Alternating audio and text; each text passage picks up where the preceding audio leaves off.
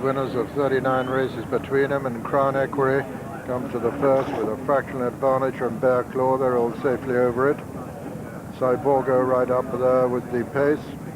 Over on the far side, as they come to the first of the ditches, it's Bear Claw lands in the lead from Crown Equerry and Cyborgo. Buckhouse Boy comes next, then Judicious Captain and Chopwell Curtains. And finally, it's the last fling.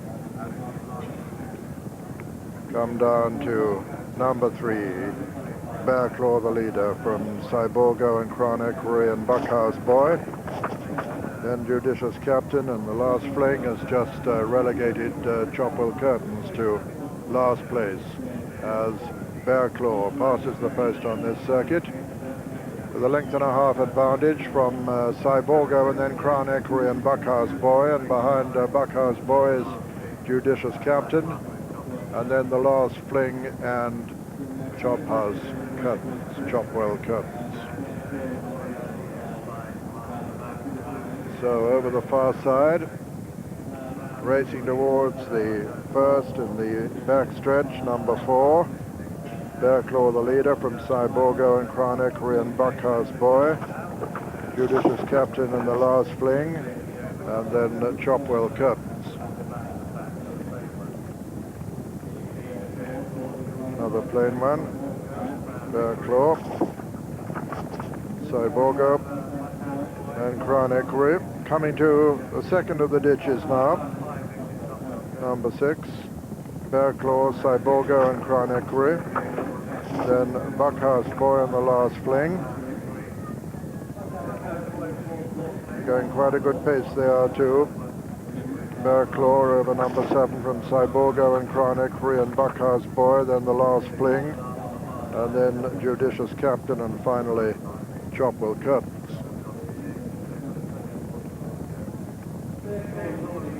Bear Claw and Jamie Osborne, of course, will be on Sunny Bay in the big one tomorrow from Cyborgo and Richard Dunwoody. Very close to them, Buckhouse Boy as they jump the 8th, and then Crown Equerry, and then the last fling.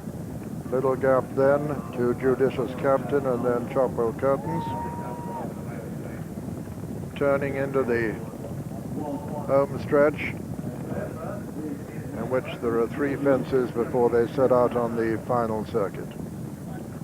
This is number 9, Cyborgo from Bear Claw. Slight mistake in rear there by Chopwell Curtains. Another ditch. Cyborgo and Crown Equerry, with over on the far side Bear Claw and Crown Equerry just taking a fractional advantage here on the near side. Buckhouse Boy very close to this trio as they come down to the fence that'll be the last next time. A little between the 4 leaders now.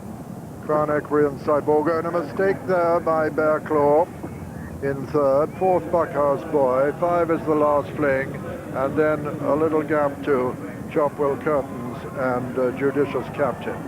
Cyborgo has the advantage now from Crown Equerry, just turning a little bit awkwardly.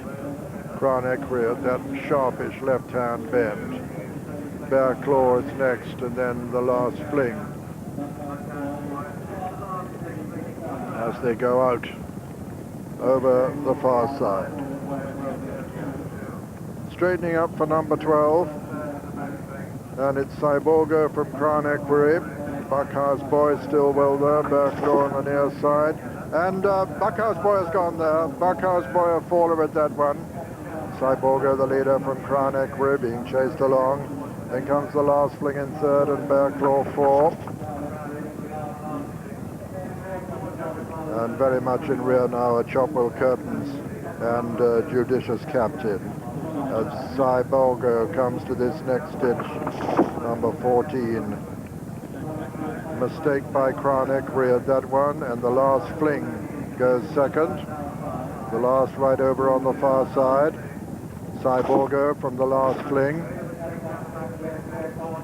Then Bear Claw, and the last fling goes right up on the outside of Cyborgo, and these two virtually matching strides now.